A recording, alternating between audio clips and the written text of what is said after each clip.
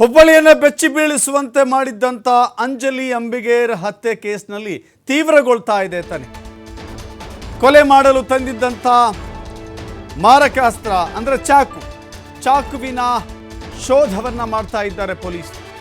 ಕೊಲೆ ಮಾಡಿ ಮನೆ ಬಳಿಯೇ ಚಾಕು ಎಸೆದಿರುವ ಶಂಕೆ. ಆರೋಪಿ ವಿಶ್ವ ತಂದಿದ್ದಂಥ ಚಾಕು ಎಲ್ಲೆಸ್ತಿದ್ದಾನೆ?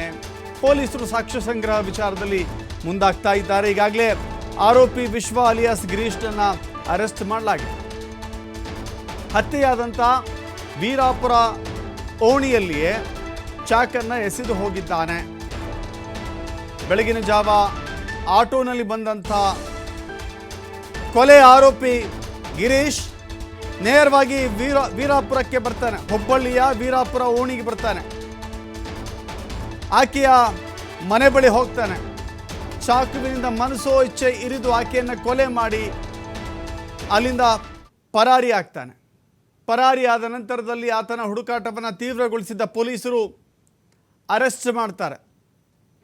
ತನಗೂ ಅದಕ್ಕೂ ಸಂಬಂಧ ಇಲ್ಲ ಅನ್ನೋ ರೀತಿಯಲ್ಲಿ, ಎಲ್ಲೂ ಸಿಗಾಕೊಳ್ಳಲ್ಲ ಅನ್ನೋ ರೀತಿಯಲ್ಲಿ ಕೊಲೆ ಆರೋಪಿ ಓಡಾಡ್ತಾ ಇದ್ದ. ಆದರೆ ಪೊಲೀಸರು ಕೊಲೆಯ ಹಂತಕನ ಅಥವಾ ಆ ಅಂಜಲಿ ಹಂತಕನ ಜಾಡು ಹಿಡಿದು ವಿಚಾರಿಸ್ತಾ ಹೋದಂತೆಲ್ಲ ಆತನ ಹೆಜ್ಜೆಯ ಗುರುತು ಸಿಗ್ತಾ ಹೋಯಿತು. ಕೊನೆಗೆ ಆತ ಅರೆಸ್ಟ್ ಆಗಿದ್ದಾನೆ.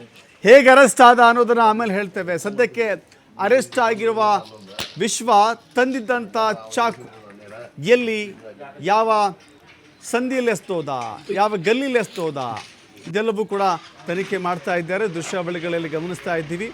ಪೊಲೀಸರು ಹುಡುಕಾಟವನ್ನು ಮಾಡ್ತಾ ಇದ್ದಾರೆ. ವೀರಾಪುರ ಓಣಿಯಲ್ಲಿ ಕೊಲೆಗಡುಕ ಸಂಚರಿಸಿದ ಹಾದಿ ಏನಿದೆ, ಇಲ್ಲೇ ಬಂದಿದ್ದ, ಇಲ್ಲೇ ಇಳಿದಿದ್ದ, ಇಲ್ಲೇ ಓಡಾಡಿದ್ದ, ಕೊಲೆಯಾದ ನಂತರದಲ್ಲಿ ಓಡೋಡಿ ಹೋಗಿದ್ದ, ಜಾಗ ಖಾಲಿ ಮಾಡಿದ್ದ, ಆ ಸಂದರ್ಭದಲ್ಲಿ ಚಾಕು ಎಲ್ಲೆಸ್ದ ಅನ್ನೋದನ್ನು ಪೊಲೀಸರು ಹುಡುಕಾಟ ಮಾಡ್ತಾ ಇದ್ದಾರೆ.